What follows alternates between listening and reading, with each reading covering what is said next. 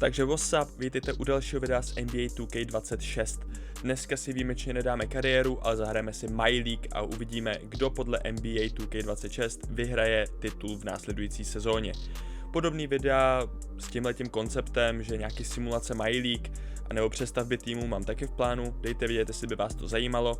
Zároveň na tomhle videu nechte like, dejte odběr a zanechte nějaký hezký komentář. Ještě bych chtěl zmínit, že chtěl bych natočit video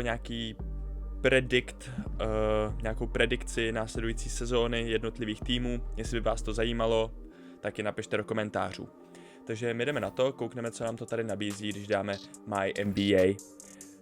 Vytvoříme nový slot a tady budeme mít určitě na výběr, ano, jakou éru chceme hrát. Jelikož nás zajímá současná éra, to znamená příští rok, tak dáme, že to bude ta moderní éra. Tak, pro tento experiment si musíme vybrat jeden tým, za který budeme hrát.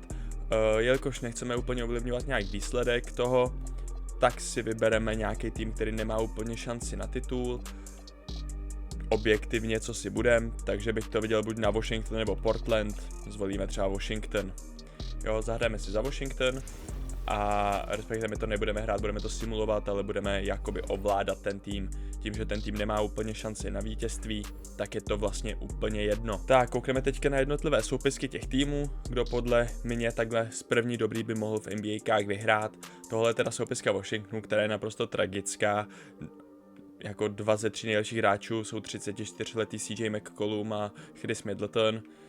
Alex Sarr, možná nějaký potenciál, Coulibaly taky, Carrington. Jako mladý tým je to fajn, mají hráče s potenciálem, ale jestli je to úplně nějak vytrhne, příští sezona pro ně nebude asi úplně nějaká přínosná. Philadelphia klasicky budou je trápit zranění, Paul George s 81 je velmi zábavný, těším se na že Edgecomba, to bude velmi zajímavý nováček, velmi atletický křídlo, baví mě. Milwaukee, nevěřím jim letos, Chicago s Kobe Whiteem a Joshem Giddym taky asi úplně to nevytrhnou. Cleveland, otázka, jak se předvedou v playoff, mají nějaký posily jako Lonzo Ball, ale bude jim to stačit, těžko říct. Boston, bez Tatuma, těžký to budou mít. Clippers, důchodák, těžko říct, nevěřím jim, jako fanoušek Lakers nikdy nevěřím Clippers. Memphis, no, budou štípat, bude to nepříjemný tým, ale na titul to taky nevidím. Atlanta s Kristapsem Porzingisem jako novou posilou. Těším se na Atlantu. Atlanta bude za mě jako fun to watch, takže to bude fajn. Miami, nevěřím jim letos, přivedli Normana Powella, ale nebude to stačit za mě. Charlotte, o tom se ani nebavíme. Utah taky nic. Sacramento, tým papírově vypadá zajímavě, vždycky schoří, nevím, jak je to možný. New York jako za mě jeden z největších favoritů na východě, stejně jako letos. Uvidíme, co předvedou. Lakers, samozřejmě DeAndre Ayton na centrově má být velká posila, pro něj to bude rozhodující sezóna letos. Uvidíme, co předvedou. Orlando bude fun to watch, na to se moc těším. Dallas, na ten se moc těším, jestli zůstanou zdraví, a na Coopera Flegas taky moc těším. Brooklyn nic, Denver, Jokic, jakmile máš v týmu Jokiče, vždycky seš kandidát na titul. Indiana bez Haliburtona, budou to mít těžký, myslím, že určitě nezopakujou výsledek z minulého roku. New Orleans, to se rozpadne, Zion v půlce sezóny podle mě půjde pryč. Detroit bude za mě velmi zajímavý, můžou být v top 4 na východě, věřím jim. Scottie Barnes a jeho Toronto, těžko říct, nemyslím si, Houston bude neskutečný, Houston si jde podle mě letos i pro titul, jedni z adeptů určitě, ať už to je Sengun, nebo Thompson, anebo samozřejmě Kevin Durant, všichni tři jsou skvělí a mají hloubku týmu, dobrý tým. San Antonio, Wemby bude mít důležitou sezónu, věřím, že se chytne, Wemby je neskutečný. Takže tak, Phoenix v rebuildu, myslím si, že Booker taky požádá o trade za chvilku. Oklahoma se to jde obhájit, tam není o čem, ten tým je skvělej. Minnesota, uvidíme, co Edwards předvede, zase Edwards, všichni víme, jaký Edwards umí v playoff být. Portland, nic, ty nemají šanci, Lillard je washed. Golden State, uvidíme, no je to taky důchodáček, ale dokud je v tom tým Curry, máš kdykoliv šanci na titul a jsme znova u Washingtonu. Tak jo, takže to odsimulujeme nějakou část, dáme si to, jen tak zlehka, dáme to třeba do 18. ledna. Uvidíme, co nám to tam vyhodí a jak to bude vypadat. Vidíme, že mě to zastavilo na NBA Cup MVP, což je Anthony Davis. Jednoznačně asi zasloužený za ty staty, co tak koukám, hlavně v obraně, 2 bloky na zápas je dost pěkný, což znamená, že NBA Cup vyhrál Dallas. Což jako přeju jim to, super, Dallas za mě, když zůstane zdravý, budou skvělí, Davise miluju, takže přeju mu to, ať to vyhrajou. Takže NBA Cup Champions je Dallas Mavericks. Jak vidíte, zatím simulace Washingtonu jsou 13. v konferenci, což mě překvapuje, že nejsou nejhorší. A 28. power ranking. Uvidíme, teď se to bude zastavovat a koukneme na jednotlivé statistiky těch týmů. Takže League Leaders v bodech je první Anthony Edwards, který averageuje v půlce ledna 37,1 bodu. Šílený, nemyslím si, že se to stane, ale je to šílený. Za 38 minut je tam hodně času na té palubovce. Crazy. Kerry 35 bodů, taky tomu moc nevěřím, že se to stane. Jsou to šílený čísla, ty NBA jsou hrozně přestřelený. Shai 33, Booker 30, Brunson 28, to je třeba první tak věc, kterou já věřím, že se může stát. Luka Doncic 28, já si myslím, že bude mít víc, já si myslím, že Luka bude mít dobrou sezónu. Kde je třeba Cam Thomas z 80 rating, 27,5 bodů je šílenost, to je hodně crazy. Wemby, Jokic, Zion 19, kde je třeba takový LeBron James? LeBron tady vůbec nikde není. Že by LeBron letos měl poprvé nějakou výrazně slabší sezónu? Austin Reeves má 16,5, ale LeBrona jsem ještě neviděl. A teď nevím, jestli jsem ho přehlídnul, nebo... A nejlepší střelcem Washingtonu je CJ McCollum. Ježišmarja, Embiid se zranil a má 19,1 bodu na zápas.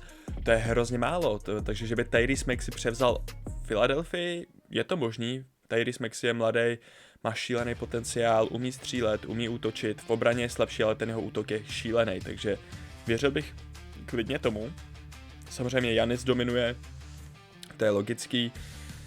Kobe White bude mít pravděpodobně dobrou sezonu, jestli naváže na tu minulou. Vidím, že ale v Clevelandu to mají dost rozložený ty body, což měli vlastně i letos, takže uvidíme. Tatum bohužel hrát nebude kvůli achilovce, takže tohle je taky docela zkreslený. Samozřejmě Harden, Kawhi zraněný, jak jinak. To prostě kvůli věku to nemůže v životě Clippers vyjít za mě. Jo, těším se na Zubace.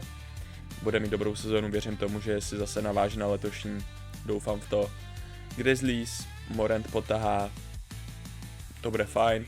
Atlanta, jak je na tom Kristaps, 23 bodů. Zachary Risashi má 21 bodů na zápas, OK, tak ten by mohl mít breakout season. Ten by se mohl chytit trošku, jednička draftu vlastně, a Trae Young klasicky, on ty body a ty asistence prostě mít bude. Ale byl zraněnou nějakou čas, má odehráno pouze 21 zápasů, zatímco Risashi má 44, což možná vysvětluje to, proč má víc bodů, že nehrál Trae a asi nehrál i Kristaps, takže se nějakým způsobem chytil. Miami, Adebayo a Hero budou tahat, jasně.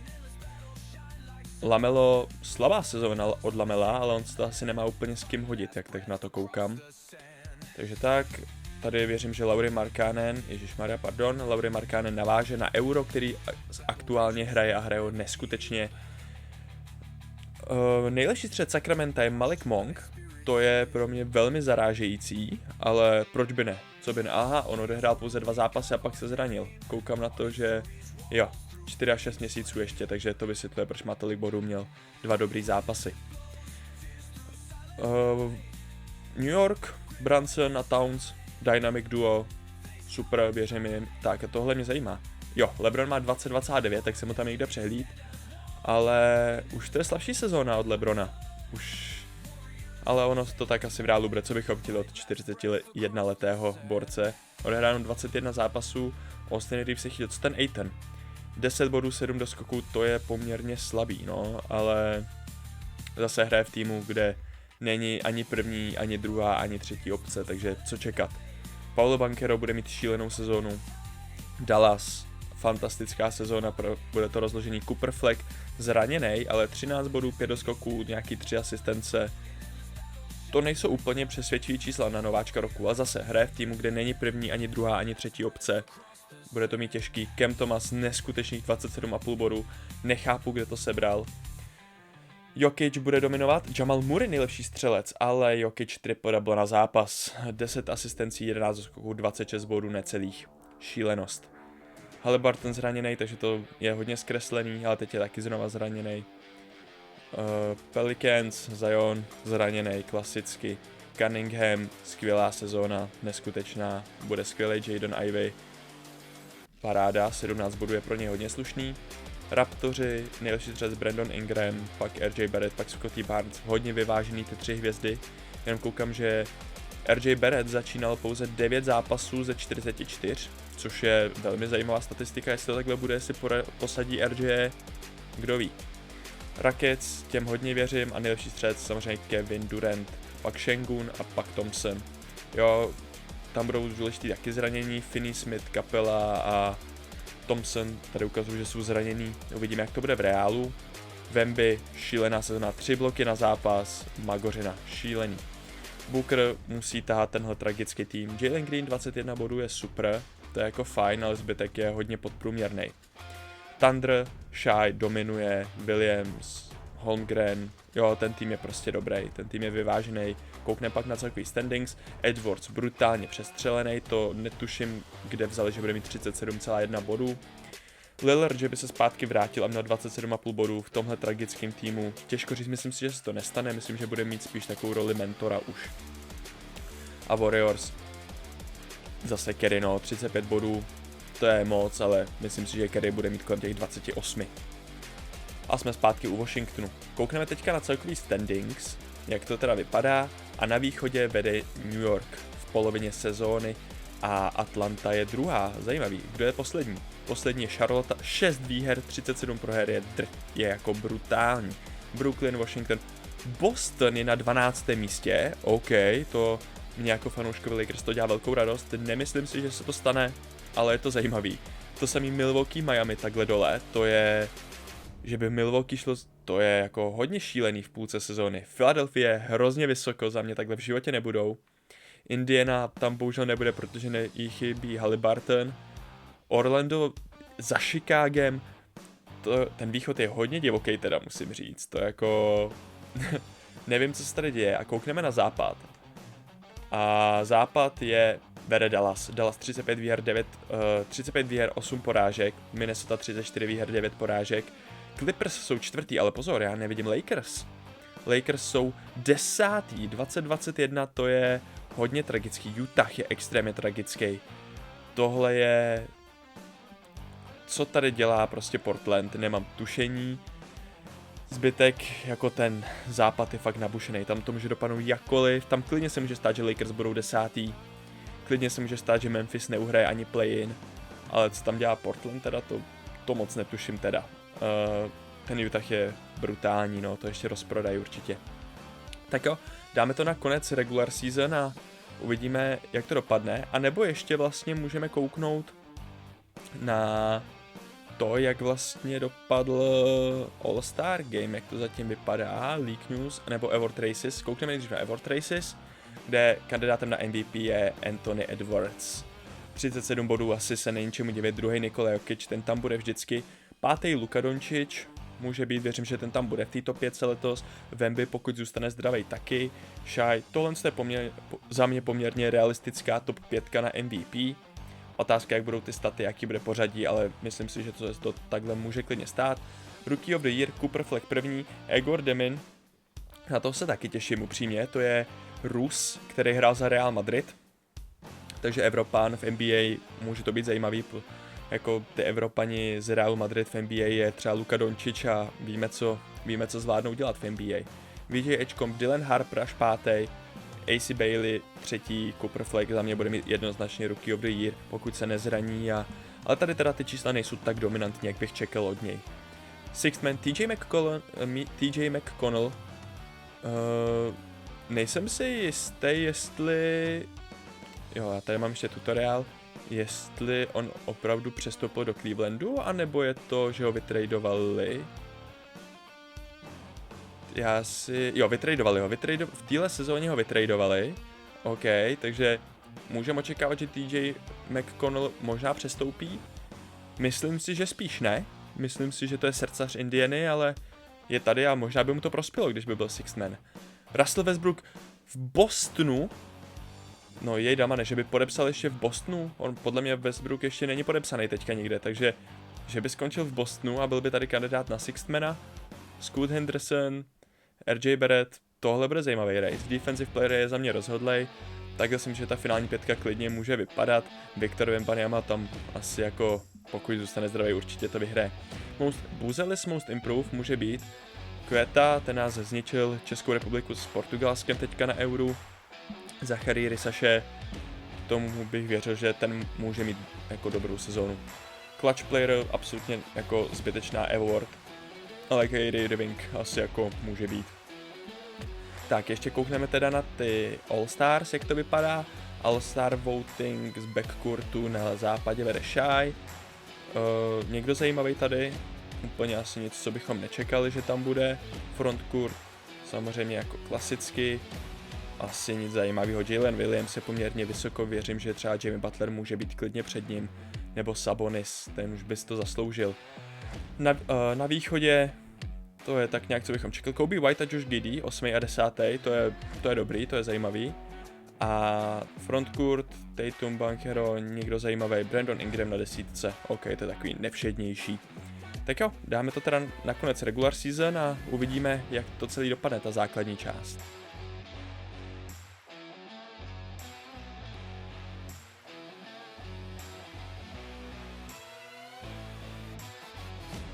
Tak jo, jsme na konci základní části a MVP by měl být Anthony Edwards. To je za mě, může se to klidně stát, je to poměrně reálný.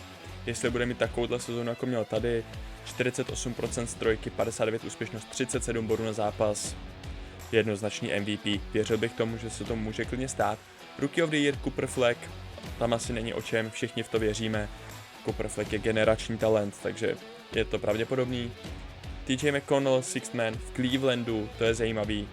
To by Clevelandu asi dost pomohlo, kdyby se to stalo. Viktor Wembanyama, defensive player, očekává se to, pokud zůstane zdravý, takže proč by ne. Matej Buzelis Most Improve, je to reálný, proč by ne, jestli jako bude mít Matej Buzelis dobrou sezónu, proč by určitě jako nemohl být. 33% z trojky je trošku horší, ale zbytek poměrně v pohodě. Kevin Durant, clutch player, může být, tahle cena je za mě zbytečná. Jason Kidd, Coach of the Year, to vidíme teď, tím pádem vidíme, že Dallas skončil první na západě, 64 výher, 18 porážek je šílenost. A jo, tady už jsou ty zbyteční ceny. Tak jo, takže koukneme na to, jak to vypadá v playoff teda. Ještě koukneme teda na All NBA týmy, kdy tohle je first team, to je za mě úplně reálný, to by klidně mohlo být. Second team, někdo zajímavý, Cunningham ve druhém týmu, to bych mu moc přál, i Morantovi víceméně, to by mohlo být fajn. Kouknem na třetí tým, kde je Davis, Curry, Adebayo, Brunson, Murray, což je zajímavý, že tam je Murray a že tam není LeBron. LeBron nebude v All NBA týmu, což je těžký pro LeBrona, ale už prostě dohrává, no. All Defensive Team, reálný, všech 5 borců jsou skvělí obránci, takže proč by ne.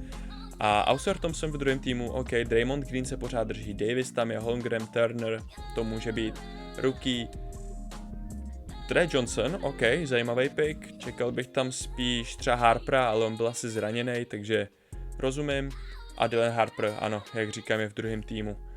Takže Knupl, nebo jak se to vyslovuje, nevím, to byl 4 draftů, myslím, Charlotte v druhém týmu. Může být. Kaman Malouch z Phoenixu, taky druhý tým. Tak jo, jak vypadá to playoff?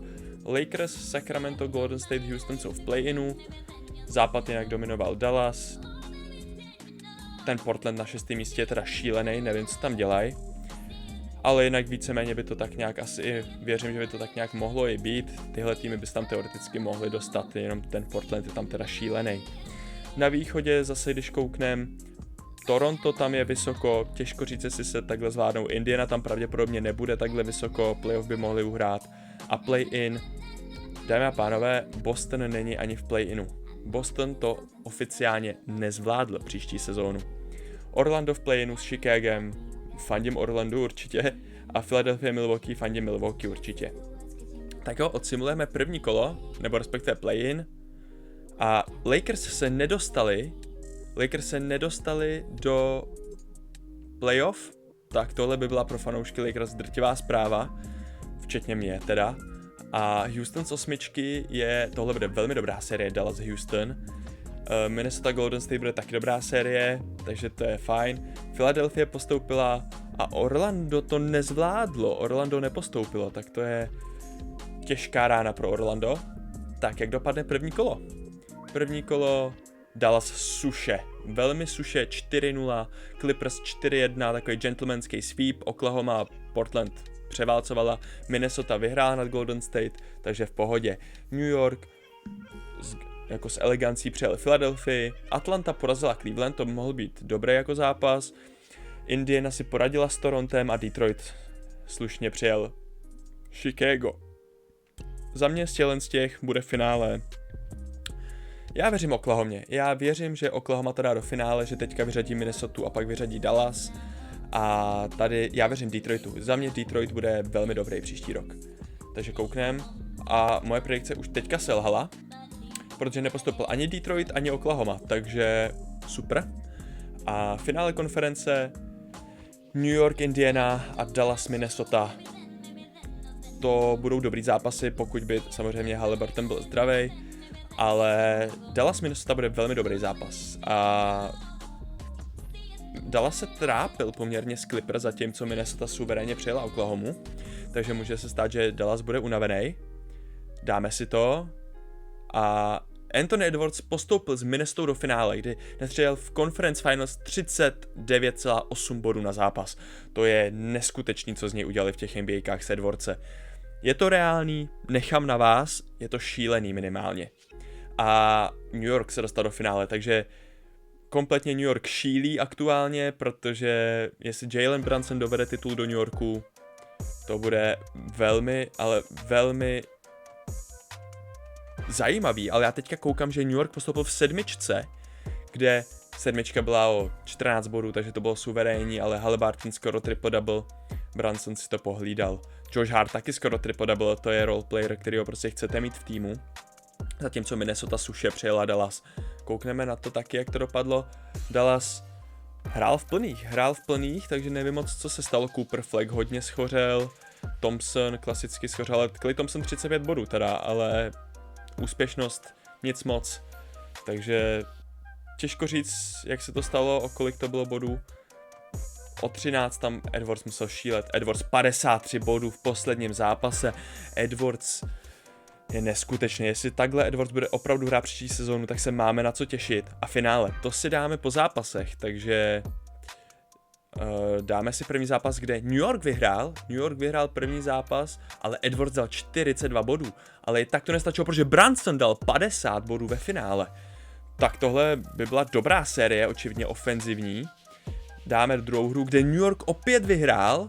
New York opět to dokázal, Edwards 31 bodů a Brunson 26, to je Josh Hart opět skoro triple-double, to je herní univerzál. Ale 2-0 pro New York, teď fanoušci New Yorku by museli šílet, uvidíme, jestli to pustí Edwards, že to bude 3-0 nebo 1-2 pro Edwardse.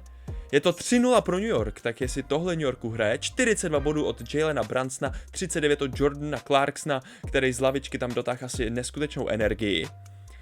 A teď teda sweepne New York Minnesota ve finále. To se dovíme právě teď. A je to tak, New York vyhraje příští rok titul. Jalen Brunson 34 bodů na zápas, tohle by fanoušci New Yorku opravdu rádi viděli. Myslím si, že po tomhle by New York schořel a bylo by to ale neskutečný, kdyby se to opravdu povedlo.